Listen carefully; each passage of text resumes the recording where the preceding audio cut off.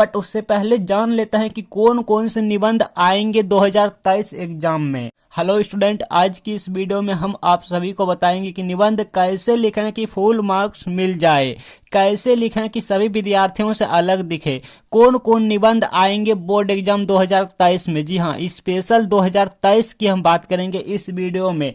12th Hindi में निबंध कौन कौन सा आएंगे बोर्ड एग्जाम 2023 में, तो हम यहाँ पे आपको 3 स्टेप बताएंगे और आपको फुल मार्क्स मिल जाएंगे, आई मीन अच्छे नंबर मिल जाएंगे मात्र ये 3 स्टेप में। ठीक है, आप इसको फॉलो कीजिएगा, बहुत ही सिंपल है। लाइक आपने नोटिस किया होगा कि निबंध तो सभी विद्यार्थी लिखते हैं, बट सभी के अच्छे अंक नहीं आते हैं, फुल मार्क्स नहीं आते निबंध में।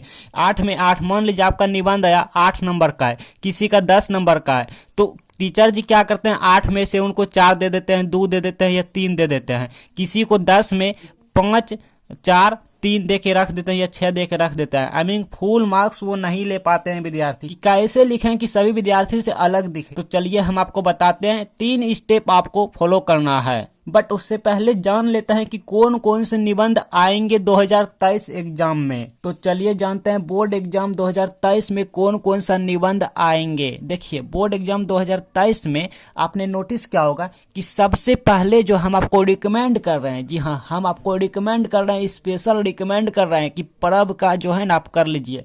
पर्व का ज्यादा नहीं, बस 4 को आपको करना है। कौन कौन सा? दुर्गा पूजा करना है, दीपावली करना है, छठ पर्व करना है, होली करना। क्योंकि देखिए पर्व से एक निबंध आते हैं, हर एक साल आते हैं। जी हाँ, आपने नोटिस किया होगा, या फिर इन्हीं 4 में से कोई एक आएगा, ये तो हमारा फिक्स हो गया। 2023 में इन्हीं 4 में से कोई एक रहेगा, ये हमारा फिक्स हो गया। ठीक है, फिक्स है, एकदम फिक्स है, हमेशा आते हैं। हाँ, दुर्गा पूजा आप कर लीजिएगा अच्छे से, इन पर टाइम दीजिए, दीपावली के टाइम दीजिए, छठ पर्व के टाइम दीजिए, होली पे टाइम दीजिए। ये 4 में से एक रहेंगे आपका, ये फिक्स हो गया। ठीक है, फिक्स हो गया। अब बात कर लेते हैं एक्स्ट्रा में। एक्स्ट्रा में आपको बसंत ऋतु पे तैयारी करना है, इसको ध्यान में देना है। पर्यावरण संरक्षण, इस पर ध्यान देना है। मेरे प्रिय कवि या तो शिक्षक, इन दोनों को आपको ध्यान देना है। ठीक है, महंगाई की समस्या, आई मीन महंगाई, इस पर आपको फोकस करना है, ध्यान देना है। छात्र और राजनीति, ज्यादा नहीं है, इतना है। और एक लास्ट है दहेज प्रथा। जी हाँ, लास्ट दहेज प्रथा है।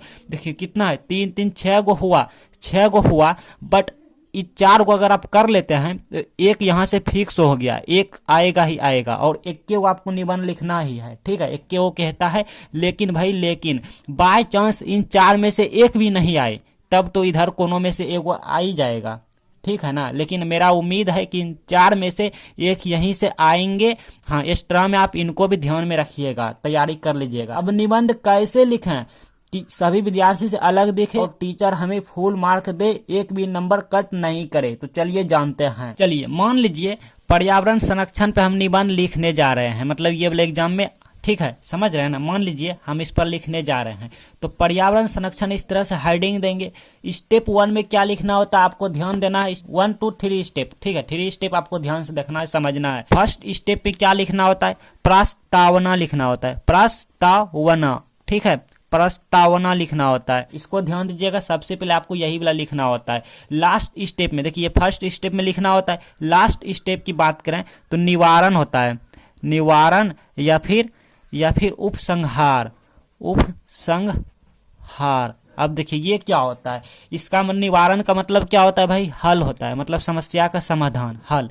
तो वहीं पे उपसंहार का मतलब भी हल होता है। ठीक है, कहीं न कहीं इसका भी मतलब हल होता है, निवारण का मतलब हल होता है। तो समझ गए, निवारण और उपसंहार एक ही होता है। ठीक, तो यहाँ पे फर्स्ट स्टेप में आपको प्रस्तावना लिखना होता है, लास्ट स्टेप ये सभी में लिखना है। लास्ट स्टेप हम पहले बता देते हैं, ये सभी में लिखना है, निवारण और उपसंहार। अब बात कर लेते हैं सेकेंड स्टेप में क्या लिखना हो। सेकेंड स्टेप जो होता है वो हमारा सब हेडिंग होता है, SUB, सब हेडिंग, HEADING, सब हेडिंग होता है। ठीक है, मतलब इसमें हमको मेन कीवर्ड लिखना होता है सेकंड स्टेप में। जैसे लाइक हम आपको यहाँ पे बता दूं, अगर प्रदूषण पे एग्जाम में आए, जैसे एगो बताते हैं पहले, प्रदूषण पर अगर एग्जाम में आए, ठीक है, तो आप क्या लिखिएगा, इसी में सेकंड स्टेप में लिखिएगा नंबर 1 देखिए, या ABCD करके। ठीक है, प्रदूषण क्या है, प्रदूषण क्या है, फिर बी में लिखिएगा प्रकार, मतलब ये कितने प्रकार के होते हैं, प्रदूषण के प्रकार। और सी में लिखिएगा समस्या का समाधान, मतलब समस्या का समाधान यानी प्रदूषण का समाधान,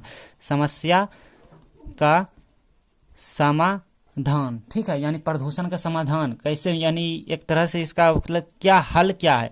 अच्छा, लास्ट में आप निवारण लिख सकते हैं, नहीं तो क्या है प्रकार लिख के आप इसी में दे दीजिएगा उपसंहार, ठीक है। उपसंहार, समस्या का समाधान लिखना उतना भी जरूरी नहीं है, उपसंहार में ही वो आप लिख दीजिएगा। अच्छा, लेकिन हम बात कर लेते हैं यहाँ पे पर्यावरण की बात करें, पर्यावरण संरक्षण की, तो इसमें क्या क्या आएगा, सब हेडिंग में जो आएगा वो आएगा नंबर ए में आएगा पर्यावरण का अर्थ क्या होता है। पर्यावरण क्या होता है, मतलब पर्यावरण क्या है, पर्यावरण का क्या है, तो उसी में अर्थ आएगा पर्यावरण का अर्थ, पर्यावरण का अर्थ, ठीक है। अच्छा, नंबर बी में इसी में आप लिखिएगा, इसी में सेकंड स्टेप में लिखिएगा कारण, प्रदूषण का ऐसा क्या कारण है, मतलब इसी से रिलेट लिखना है प्रदूषण का कारण, क्योंकि देखिए प्रदूषण और पर्यावरण संरक्षण दोनों एक दूसरे से रिलेट है, ठीक है। तो प्रदूषण का कारण, हाँ इस तरह से प्रदूषण का कारण, ठीक है। अच्छा, और सी में आप लिख दीजिएगा प्रदूषण का निवारण, क्योंकि प्रदूषण और पर्यावरण रिलेट है। स्टेप को देखिए,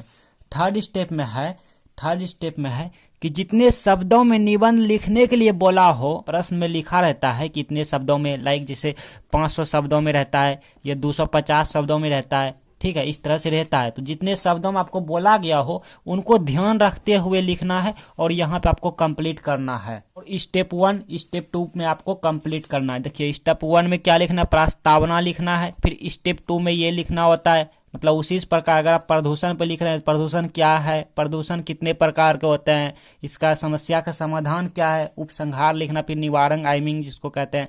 और अगर आप पर्यावरण संरक्षण पे लिख रहे हैं, पर्यावरण जो संरक्षण होता है उसी से मतलब एक प्रदूषित होता है, तो प्रदूषित प्रदूषण पर ही आ जाता है, घूम फिरा के, समझ रहे हैं, घूम फिर के प्रदूषण पे आ जाता है। तो प्रदूषण के कारण पर्यावरण का अर्थ लिखिएगा ना, उसी से प्रदूषण शब्द निकलेगा तो प्रदूषण का कारण लिखिएगा।